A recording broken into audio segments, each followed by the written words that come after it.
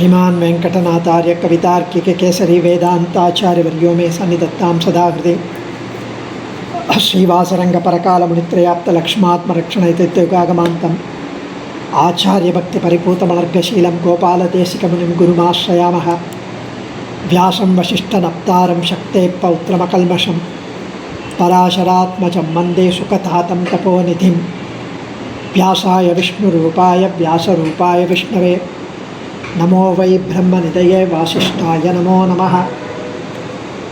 So with Bhagavan's grace, Lord Sri Krishna's anugraham, Acharyan Paramanugraham, we are blessed to enjoy the divine commentaries, Vyakhyanams of our Acharyas on Srimad Bhagavadgita. Srimad Bhagavadgita and Vishnu Sahasranam are the two wonderful works out of our Itihasam Mahabharata. And it is Vedavyasa who had blessed us with this compilation. So it is as narrated by Krishna to Arjuna. It's been worded and compiled by Vedavyasa. Whether it's actually Krishna's words or Vyasa's words, whether it was in sloka, whether it was just a download, that's beyond the scope of our understanding. It happened and this is the meaning. And he addresses Krishna, Arjuna, and he addresses Arjuna, he addresses Krishna. So it is true that it is a conversation. So we will do the 7th chapter summary today. And we will enjoy the slokas of the 7th chapter in the next subsequent weeks. If you recall, in the first Shadgam, which is the first 6 chapters, Karma Yoga, Jnana Yoga and Dhyanam were explained. We were enjoying the Karma Jnana and how to meditate. At the end of the 6th chapter, in the last slokam we saw last week, the Lord Sri Krishna gave a clue, he gave a hint that to attain redemption, to attain complete freedom from the samsaric afflictions, to come out of this vicious cycle of birth and death, to come out of this full of pain, sorrows, grief. You may say that I am not having any pain, I am enjoying my life. What is that pain? But you will know when you get old or when you fall sick, when somebody passes away, when things don't go the way you want. So Janma, Mrityu, Jara, Vyadhi are bound to happen. So to attain moksham, to come out of this and to have an eternal, absolute, blissful freedom, unconditional being in Sri Vaikuntham, with absolutely no sorrows, no grief, nothing at all. You don't get old, you will never come back to this life. It's a million times more enjoyable than what we have, if at all we have anything here. The Anandam. Million, I don't want to even measure it. It is immeasurable. That's the first 6 chapter. Krishna gave a hint to attain moksham in the last sloka. And he said one should adopt Bhakti Yoga. And that's what he's going to talk about in the second 6 chapters. It is entirely devoted to the depth of Bhakti Yoga. Bhakti is of course different from Bhakti Yoga. We need to understand before we get into the details of it. Bhakti is normally being devoted. You go to the temple, you attain sloka, you worship, you prostrate. Bhakti, you have bhakti. Bhakti yoga, as mentioned in the Shastras, as mentioned by Krishna here, as mentioned by rishis in various other scriptures, it is Priti Rupapanna Jnana. You have, some people say, I'm a Bhakt, I am Krishna Bhakt, I am Modi Bhakt. What is the meaning? It means I am a fan, I am a Rasika, I have love. If you are in abundant love, adoration, Priti, Kadal, Anbu. And it is immeasurable, infinite on someone. It becomes bhakti. It's complete bhakti. It's termed as bhakti. So what is the object of bhakti yoga? An uninterrupted contemplation of the Lord and his kalyana gunas. Thinking of him, doing him, worshipping him, whatever, uninterrupted contemplation. Like when you pour the oil, it flows to the container in a smooth, with no splash, nothing. It flows like a tube. There will be no splash. There will be no, what do I say? Terikar. Nothing would be there. And that should be the way in which the uninterrupted contemplation of the Lord or the person with whom we have bhakti should be there. That is termed as bhakti yoga. So without understanding Lord's position, Lord's state vis-a-vis, in association with the Jivatmas, the Prakriti, the universe, the Prapancham, the matter, the Arivullade Jivatma, Arivatrade, the matter, the universe. Anything that we see is lifeless. Anything that we don't see, which is the Jivatma, our Atma, it's got Arivu, the knowledge. Whereas the other objects do not have knowledge. The phone, the book, my hand, my body, it does not have knowledge. Only I have knowledge, the Atma. So it's called the sentient. Jivatma is called Jnana Swarupi, the sentient. And other than the Jivatmas or in the universe is the matter, is the Prakriti, is the Prapancham. Namely the Panchabhutas, namely our body, namely the sun and the moon, the earth, whatever. You name it, it all has no knowledge. So it's called insentient or non-sentient. Insentient, sentient. Prakriti, Jivatma. And the Lord. So there are three things. So it would not, unless we understand these three and the Sambandham, we would not be able to understand the Lord, the Ishvara, the Sarveshvara, the all-sentient. So the difference between the Ishvara and the Jivatma, both are sentient, both are Jnana Swarupi, but the Ishvara is Vibhu. He manifests everywhere. He is there occupying everyone, everything, everywhere. He is the one who creates. He is the one who brings us out. He is the one who gives us body. And that is why in our Shastra, Ya Atmani Tishtan, Ya Atma Shariram, Ya Prithvi Shariram. So the Jivatma is the Shariram for the Lord. The earth, the Bhumi is the Shariram for the Lord. So the Jivatma, the universe, the Prapancham, the sun and the moon, everything is having the Lord inside them. He resides inside us. Whether it is our Atma or whether it is our body, He resides there. So He is the indweller, Antaratma. So, not to confuse any further, we will go into this. So the Lord explains in this wonderful chapter 7. He says, I can see everything. Sarvajnan, I can see. I am omnipotent, omnipresent, omniscient. So He is Sarveshwara, Sarvajna, Sarvashaktan. But why can't we see Him if He is there everywhere? Because there is a veil, there is a curtain drawn by the Lord based on our karma. So this is His Maya. How His Maya, our wonderful power, has simply camouflaged the Lord from us.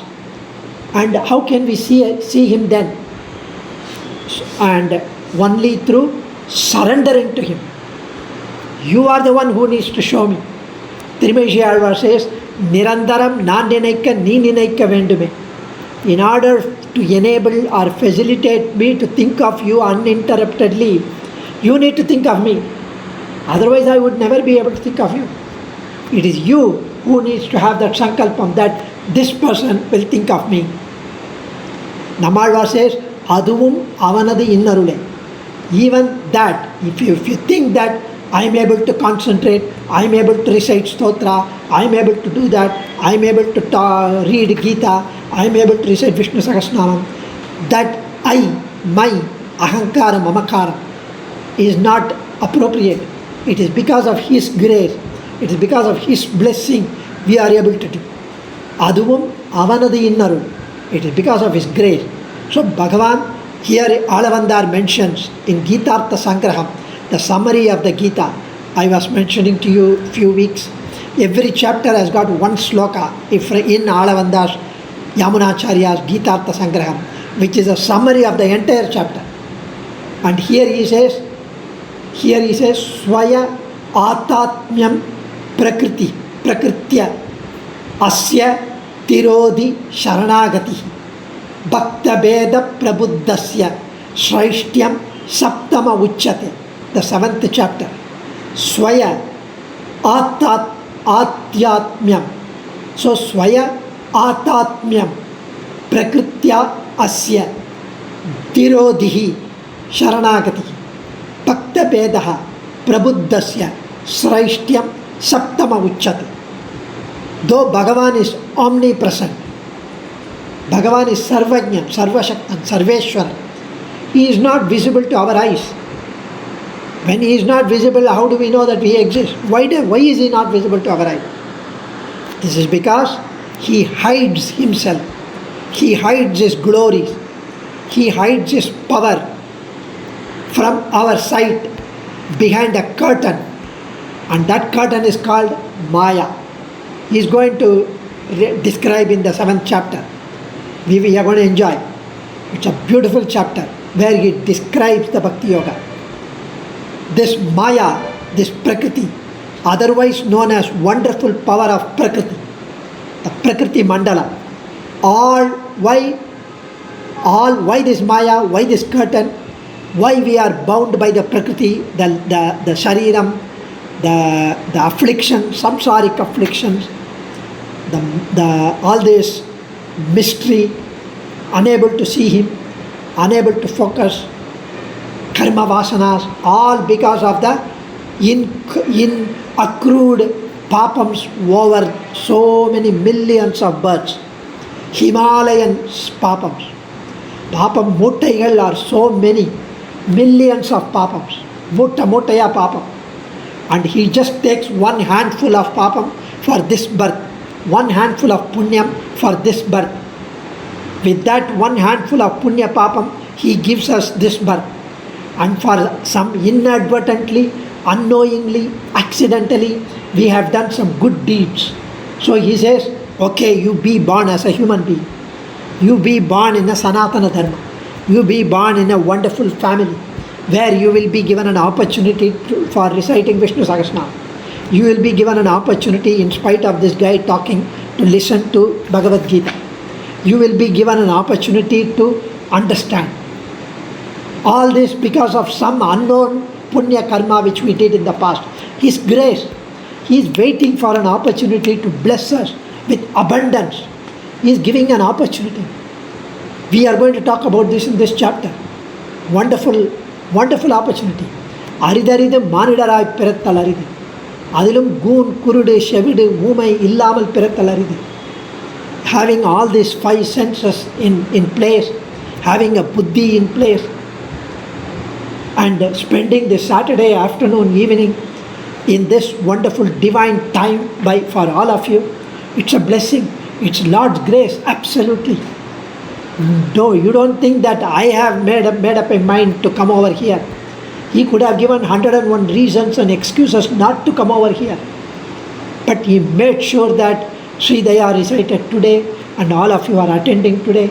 So he says, this Maya, otherwise known as wonderful power of Prakriti, all due to our Himalayan sins. He removes the curtain. He completely removes and shows himself to only those who perform Sharanagati, who surrender at his feet. seeking Him alone. Seeking Him alone. If you seek in Him, suppose you go to Him and He looks at you longingly, lovingly, with adoration. Oh, He wants me to, He wants me to show myself to Him. This guy, very good, I am ready. And when we go to Him, fold our hands, recite sloka, open our eyes, and He is waiting for us to say. We say, please make me pass this exam, and nothing else. So He says, oh my God, that's what He is asking. Fine, done. Then we go to Him next time. Please get me promotion in the office. So we ask for so many material things, worldly things, health, of my grandson's wedding, or some house to be materialized, 101 other things except Him.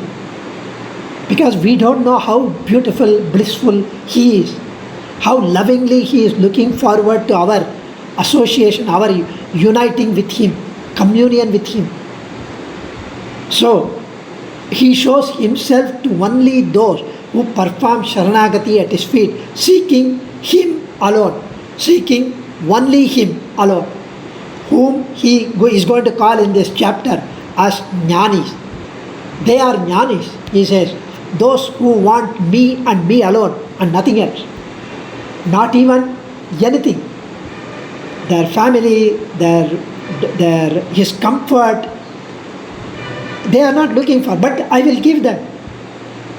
So, if you do not ask Him, He will give you what is best for you. He would shower. It may not be what you are looking for, but it would be wonderful. It will be good things. So, Jnana is through, and though He blesses the other devotees, may also be there who pray to Him, seeking other material, worldly benefit. He would bless. Because when you go to mall, the supermarket, mall, when you go to mall, you can buy anything and everything, right from TV or camera or laptops or iPads, whatever, you can buy. Clothes, even sugar from the supermarket, NTUC within the mall.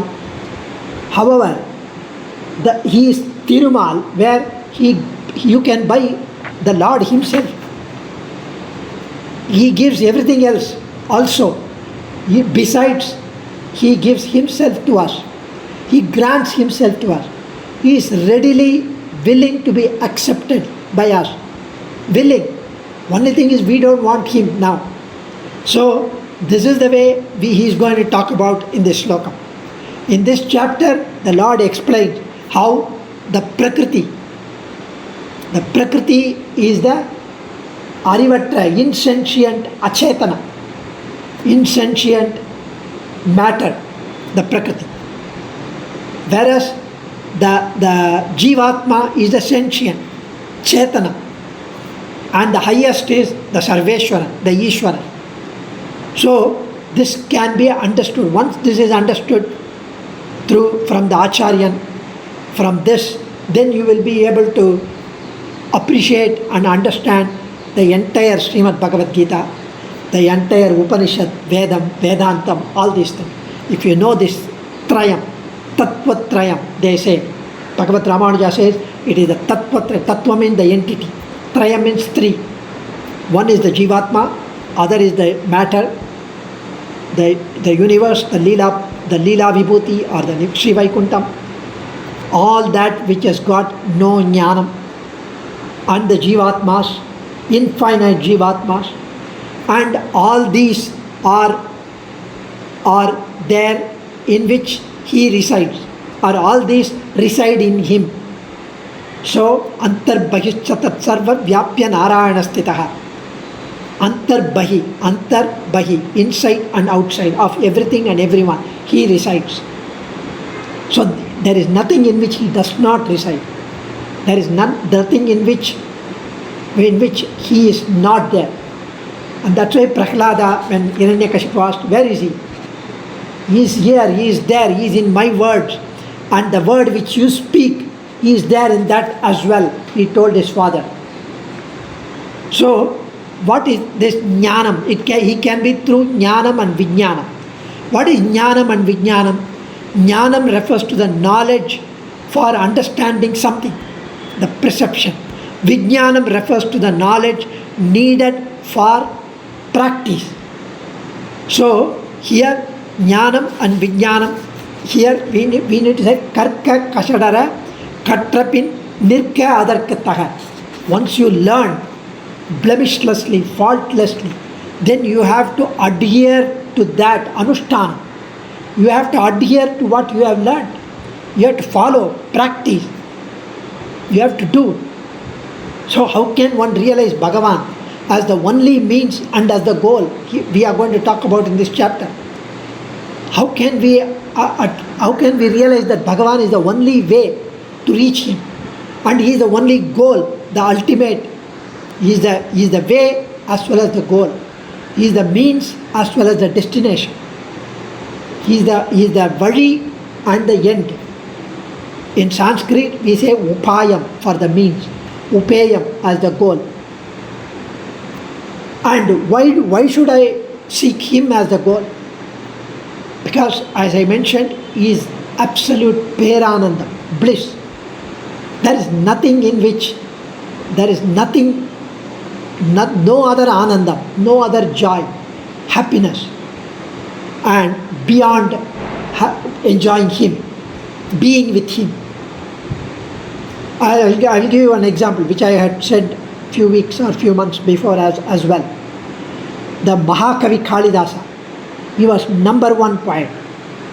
In fact, when those days, when they wanted to mention who are the great poets, greatest poet, they will say Kalidasa with little finger, they will count, and then they will say they will be clueless. They won't know who else.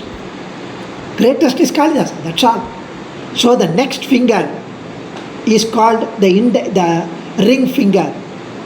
That finger is called Anamika in Sanskrit. Why? Because there is no name. One name is Kalidasa, second no name. That's why it's called Anamika. So such a greatest, one of the greatest poets, Kalidasa, how he must have been unparalleled poet. But he used to carry some 10 liters of water from the nearby well to carrying it on his shoulder with a stick hanging at both ends, 5 liter or 10, whatever, depending on his shoulder power. He used to carry from the well to his beloved girlfriend's house. He used to walk carrying those 10 liters of water. One of the greatest poets considered himself as the humble servant for that girl, for that lady, because he was in absolute unconditional love with her. Of course, she also was in love with him. But when you are in so much love with a person, you would do anything for him or her, anything. You would serve, and you won't consider it as service. You would consider it as your pleasure. It's my pleasure. When somebody comes to your house and you like him, you respect him, worship him, you look up to him, you enjoy being with him or her, and he or she comes, and you would do everything. You won't know what to do, what to give. You are excited, and you would run up and down and do that, make some bhaji, coffee, tea, whatever, and offer. All your headaches or pains would go. Afterwards it will come after that person leaves. However, that adoration transforms into this kaikarya, into this service. Same as for Kalidasa. That adoration, that love transformed into performing this work for her. He could have simply asked somebody to bring, hey, do that. He would do that. But doing for her, myself doing for her, is a pleasure. So, when such is the case for even mortal beings like you and me, when such is the case, what about the Lord? And when you know about His qualities, His beauty, His, not just beauty, His what do I say, His quality, Kalyana Gunams, When somebody is genuinely concerned, caring, loving, affectionate, compassionate towards you, you will get moved.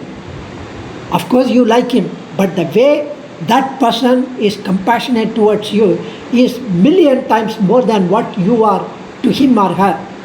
Then you would get moved to tears. I did nothing and he is giving me so much love. What have I done? What do I deserve to get so much? Why does he bless me with so many things? He has given me this life. He has given me this life, this wealth. There are so many people who are much more qualified than me. Why is he giving me this position, this promotion, this job, this wonderful children, wonderful family, wonderful life? And in a split of a second, everything can be wound up, wrapped up by him, because he is a Sarveshwara. Still he blesses us with so many things. Why? Because of his love. And just not only his Vatsalyam, his Karunyam, his Shaulabhyam is easily accessible. Why does he have to take so many avatarams for our sake? Is there nobody else? Our acharyas used to tell wonderful stories. One Raja asked the minister, why the Lord has to take so many avatars? You could have simply asked, hey, you go save him. You go save him. Because he has got so many people under his control in Sri Vaikuntha. He can ask them to go save. He can ask 101 warriors and soldiers and Nityasuris and Muktatmas to go and save us. He is doing that, of course, through the acharyas.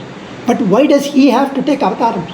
Why does he have to stand in the temple and be susceptible to the utsavams and tear and Gudaravahanam and elephant, tie his hand and with the kiritam under the sun, take the utsavam procession? He takes the Archavataram. He is within us, inside our heart, as the Antaryami Avataram. In our dirty, in our foul-smelling body, he takes the Avataram and he resides in us. Why? Because he wants us to be saved, nothing else. And when the Raja king asked this minister, why does he have to take Avataram? He said, I cannot tell you now, I will tell you some other time, with sufficient reason. And after a week or a month, they were going in a boat with the bodyguards, with the black cats and all of them. The minister was also there, the king was there, the queen was there, and 5-year-old boy was there, the prince was there. And they were enjoying the waters, and the boat was going sailing, and they were enjoying the scene, cool breeze.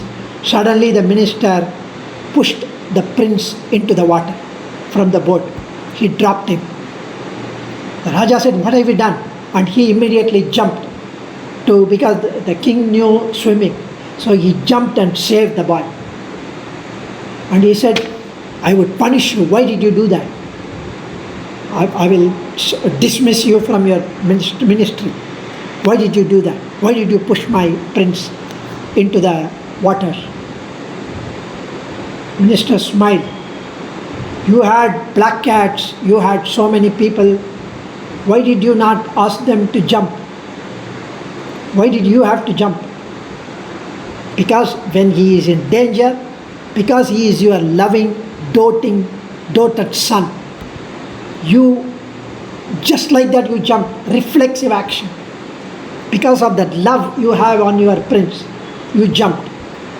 When such is the case for just mortal being like you, why can't the Sarvajnan, the Paramakaruniko Bhagavan, full of karunya, he obviously will jump and save us.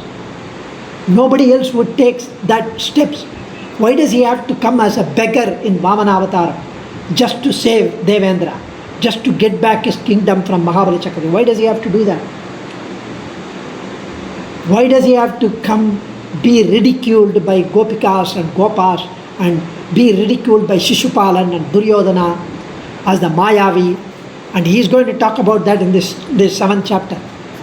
They don't know me, they are foolish. Krishna himself is going to say that. Such a wonderful chapter, this one. And I'm so excited to come to this chapter because it inculcates at least a millionth of devotion in him. At least we can fake it. If not, we truly have. We can fake it.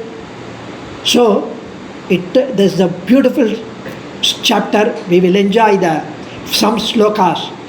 And here he says, why should not such people, why do people not pray to you? Now that you are visible, you can see. Arjuna asked Krishna. He's going to say, that's the tragedy, Arjuna. Even they witness my Govardhana Giridharanam, when I see the entire world in my mouth to Yashoda, bringing life, dead sons of my Acharya, Santipini, I bring them back to life. They were already dead. As a Guru Dakshina, I brought them back. They think that I'm just like them with the physical body. They see me like a flesh, blood and bone, like them, and they fail to realize that I'm indeed Bhagavan. He's going to say that. I can't wait for the next Saturday. Dhanyosmi. Kavitarkika Simhaya Kalyana Gunashaline Srimate Venkateshaya Vedanta Gurave Namaha. Dhanyosmi.